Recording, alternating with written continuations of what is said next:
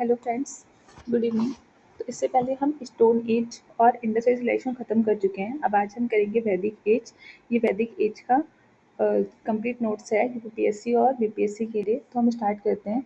तो वैदिक एज, जैसा कि आप लोगों को पता है, वैदिक एज की जो शुरुआत हुई थी ना, वैदिक एज हमारा आता है 1500 बीसी से 600 बीसी के बीच में होता है। और वैदिक एज की जो स्टार्टिंग हुई थी वो आर्यंस के एडवेंट से हुई थी। जो आर्यंस 1500 बीसी के आसपास आए थे। बहुत लोगों की अलग अलग थ्योरीज है कि कोई जैसे कि बाल गंगाधर तिलक कहते हैं कि आर्यंस जो थे वो आर्कटिक से आए थे, कुछ लोग कहते हैं सेंट्रल एशिया से आए थे, कुछ लोग कहीं और मतलब बताते हैं।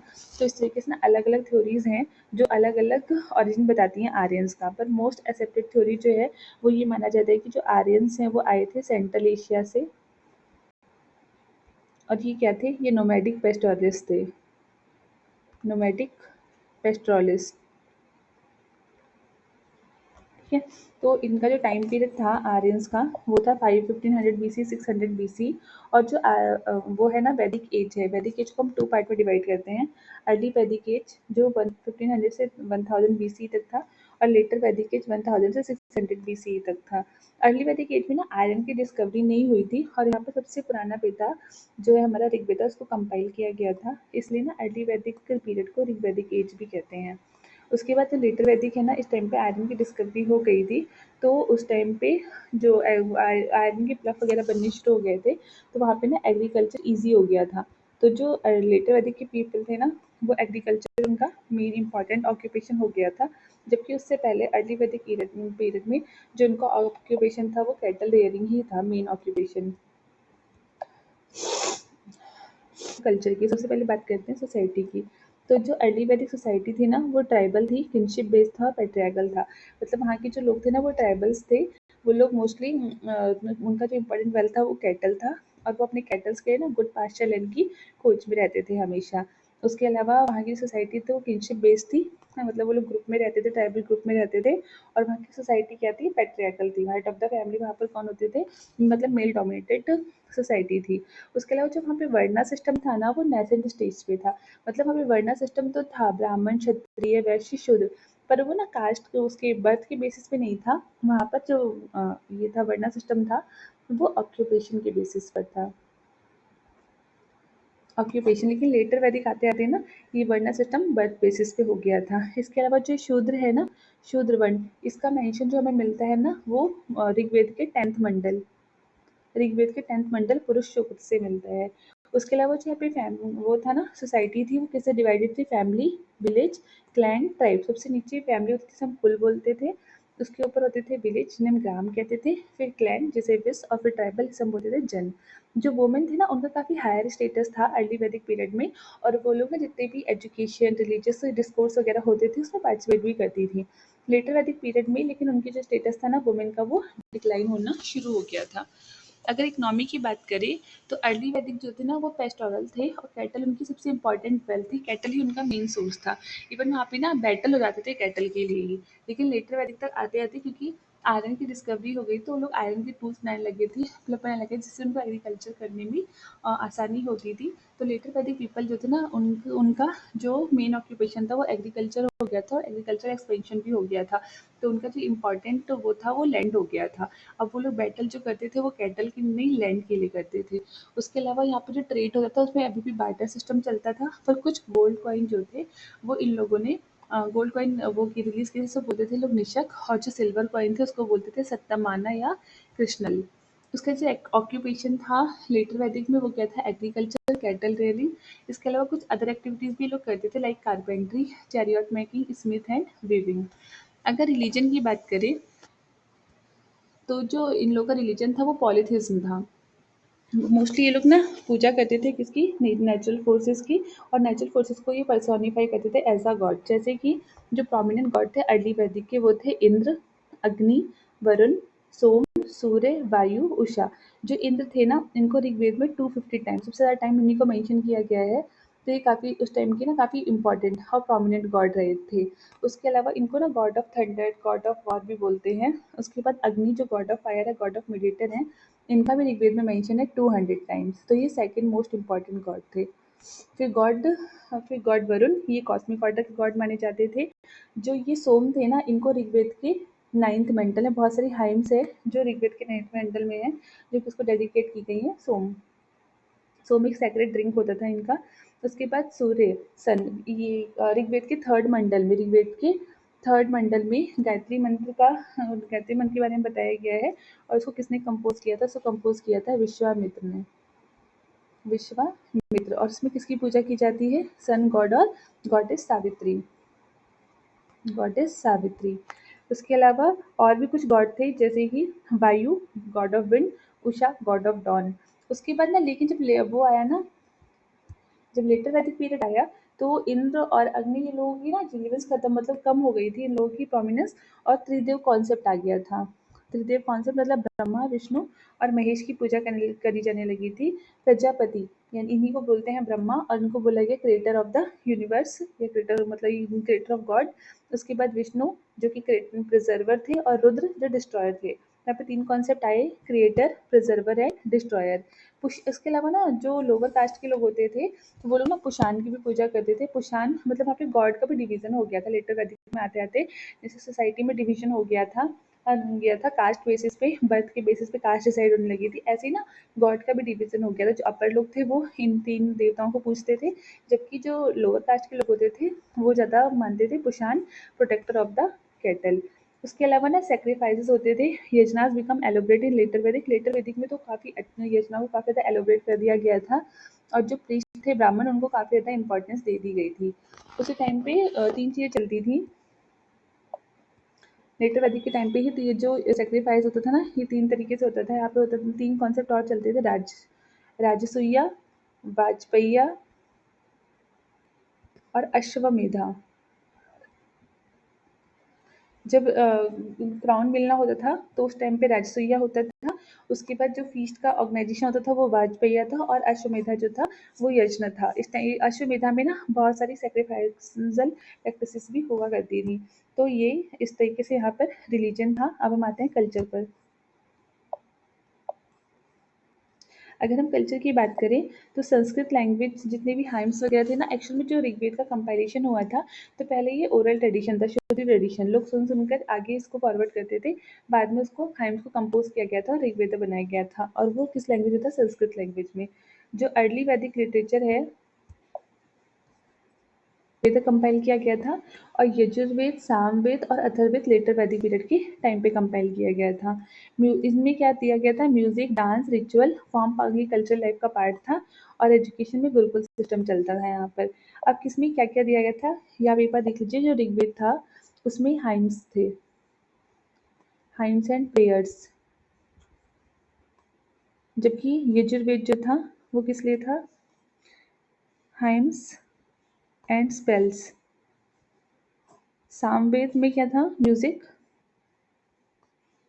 और अथर्ववेद क्या था? चार्म्स। इसमें हाइम्स एंड रिचुअल्स थे, और चार्म्स एंड स्पेल्स, ये था हमारा अथर्ववेद में। यहाँ पर एक चीज करेक्ट कर लीजिएगा आप लोग। जो यजुर्वेद था ना, इसमें हाइम्स एंड रिचुअल्स थे, hymns and rituals, hymns and rituals. फिर ऋग्वेदिक में जो क्या बोलते हैं, रिवर्स हमारे एक old name and modern name, जैसे कि सरस्वती। ऋग्वेद में हमारे सप्त सिंधु मेंशन किए गए हैं ना, तो एक तो इंडस रिवर, उसकी ट्रिब्यूटरी, और प्लस सरस्वती रिवर। तो 7 रिवर्स का मेंशन, तो सरस्वती, उसका मॉडर्न नेम क्या है? घग्गर या हागरा। उसके अलावा सिंधु को क्या बोलते थे? सिंधु, इंडस, विपाशा, ब्यास, झेलम को बोलते थे वितास्ता, अस्किनी, चेनाब को बोलते थे पारुशनी, रवि को शतद्री, सतलज को यमुना, को यमुना ही बोलते थे, और गंगा, गंगा को। लेकिन गंगा और यमुना जो थे ना, ये बाद में आए थे लेटर वैदिक पीरियड में। और ऋग्वेद में ना गंगा का 1 टाइम और यमुना का 3 टाइम मेंशन किया गया है ऋग्वेद में। अब बात करते हैं 4 वेद और उनकी जो अरिहंत। पहले तो सीक्वेंस आप लोग समझ लीजिए। वेद के बाद ना आते हैं ब्राह्मण, संहिता, फिर ब्राह्मण, फिर अरिहंत और फिर उपनिषद। जो ये संहिता और ब्राह्मण्स थे ना, ये कर्म कांड से रिलेटेड थे, कर्म कांड। जबकि ये अरिहंत और उपनिषद जो थे ना, ये ज्ञान कांड से थे। ये थे ज्ञान कांड से। ऐसा कहा जाता है ना कि जो वेद थे ना वो बहुत क्लेरिफाइड, मतलब बहुत चीज़ें उसमें क्लियर नहीं थी, तो फिर उसके बाद ना लिखे गए थे संहिताज और ब्राह्मण्स। तो उसमें बताया जाता है कि कोई भी पूजा पाठ कैसे करनी, क्या कर्म कांड होना चाहिए। जबकि जो क्या बोलते हैं आपका ये है अर्यंक और उपनिषद है, तो उपनिषद जो है ना ये वेद, जो भी ऋग्वेद या वेदास थे ना उनके जो फिलोसफिकल पार्ट थे, फिलोसफिकल पार्ट वो किसमें मेंशन है, वो मेंशन है आपका उपनिषद में। और ऐसा हुआ था, ऐसा माना जाता है कि क्या हुआ था कि जब लोगों को समझ नहीं आया था तो लोग ना अपनी अपनी वेदास को लेके ना वो लोग वहाँ चले गए थे, फॉरेस्ट में चले गए थे, वहाँ पर एकांत में बैठ के उन्होंने वेदों का अध्ययन किया था। इसलिए उसको बोलते हैं अर्यंक, संहिता, ब्राह्मण, अर्यंक, उपनिषद। ठीक है, तो उनको बोलते हैं अर्यंक, और उसके बाद फिर वहाँ से अगर उन्होंने अपने शिष्यों को शिक्षा दीक्षा दी तो उनको बोला गया उपनिषद। अब यहाँ पर ना ऋग्वेद जो सबसे ओल्डेस्ट है, इसमें 1028 हाइम्स हैं और 10552 मंत्रास हैं इसमें। उसके बाद यहाँ पर वर्शिप होती थी नेचर गॉड की, अर्ली अर्ली सोसाइटी में कंपाइल किया गया था। इसका जो सब अलग वो है ब्राह्मण है, इसमें कौन सा है, ऐत्रेय ब्राह्मण, और एक और है कौशिक की, कौशिक की ब्राह्मण। ये किसके हैं, ऋग्वेद के हैं। फिर हम बात करें सामवेद, तो सामवेद में किसके बारे में बात की जाती है, म्यूजिकल चैंट्स की, जो कि बेसिक इंडियन म्यूजिक है, बेसिस है इंडियन म्यूजिक का। इसमें जो कौन सा ब्राह्मण इसका ब्राह्मण है वो है पंचविश। पंचविश जो है वो सामवेद का ब्राह्मण है। फिर है यजुर्वेद, यजुर्वेद में रिचुअल फॉर्मूलाज हैं और सेक्रीफाइसल राइट्स हैं। जो यजुर्वेद है इसके हैं तैत्रेय और शतपथ ब्राह्मण। फिर अथर्ववेद, अथर्ववेद में है magic spells, medicine, domestic rituals, और इसका है गोपत ब्राह्मण, गोपत ब्राह्मण। उसके बाद अगर जो सबसे हमारा ओल्डेस्ट और सबसे लार्जेस्ट है कोई ब्राह्मण, तो वो कौन सा है, शतपथ ब्राह्मण। फिर हम बात करते हैं वेदांगास।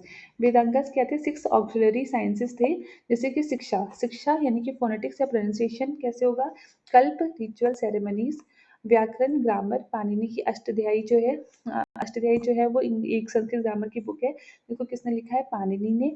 फिर निरुक्ता, एटिमोलॉजी, चंद, छंद, मैट्रिक्स, और ज्योतिष, एस्ट्रोनॉमी और एस्ट्रोलॉजी।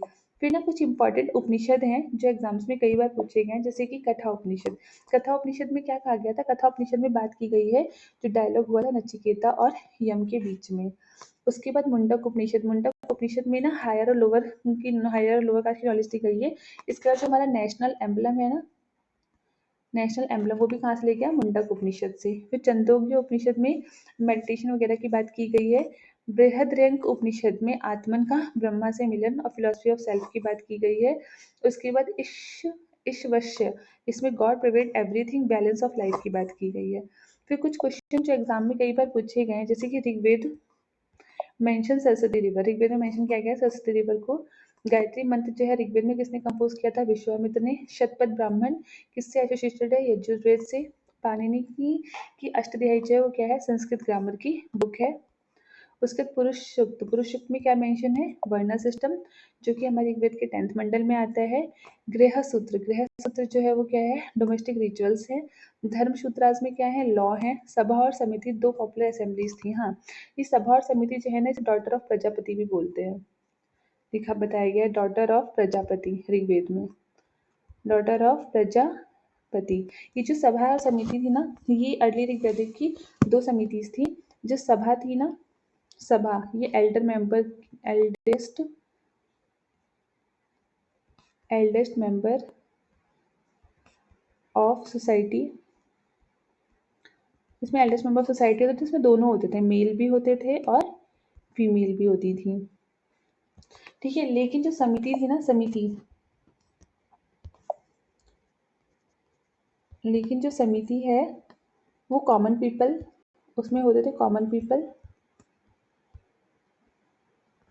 ओनली मेल, इसमें सिर्फ कौन होते थे, मेल। लेकिन लेटर वैदिक में आके ना सभा और समिति, सभा से भी वुमेन्स को निकाल दिया गया था, और सभा और समिति का जो रिलीवेंस लेटर अर्ली वैदिक में था वो लेटर वैदिक में खत्म हो गया था। इसके अलावा ना एक और कमिटी थी, 4 चीजें थी, सभा, समिति, विधत, विधत और गण।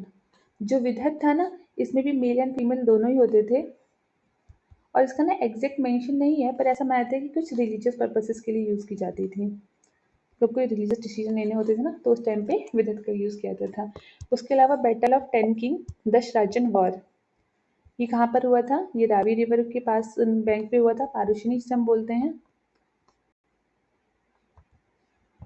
और इसकी स्टोरी क्या थी? क्या हुआ था कि जो ये भरत ट्राइब के जो चीफ थे, सुदास, भरत ट्राइब के चीफ थे सुदास, इनको ना अपना कोई हेड प्रीस्ट चूज करना था। तो इन्होंने अपना हेड प्रीस्ट जो है ना वो वशिष्ठ को चूज कर लिया था, वशिष्ठ को in comparison of Vishwamitra. Vishwamitra को ना चूज करके इन्होंने वशिष्ठ को चूज कर लिया था। इस चीज से ना विश्वामित्र को बहुत ह्यूमिलेशन फील हुआ और उन्होंने कहा कि अब वो सुदास से बदला लेंगे इस चीज का। और फिर उन्होंने 10 ट्राइबल ग्रुप्स के साथ वो किया, ट्राइबल ग्रुप के साथ एक कॉम्पिटिशन बनाया कि ये अब सुदास से लड़ाई लड़ेंगे, जिसमें कि जो 5 थे वो आर्यन थे और 5 जो थे वो नॉन आर्यन थे। लेकिन ये जब ये इसलिए इसका नाम रखा गया 10 राजन वॉर, पर इसमें विश्वामित्र हार गए और जो सुदास थे वो जीत गए। और उसके बाद उन्होंने जो ये भारत का नाम है ये भी किस पे पड़ा है? भरत ट्राइब के नाम पे भारतवर्ष नाम पड़ा, भारतवर्ष। तो ये वैदिक के कुछ ही रिवीजन नोट्स थे। बाकी इसके मैं कुछ एमसीक्यूज भी लेकर आऊंगी, तो आप लोग को वीडियो कैसा लगा बताइएगा। थैंक्स।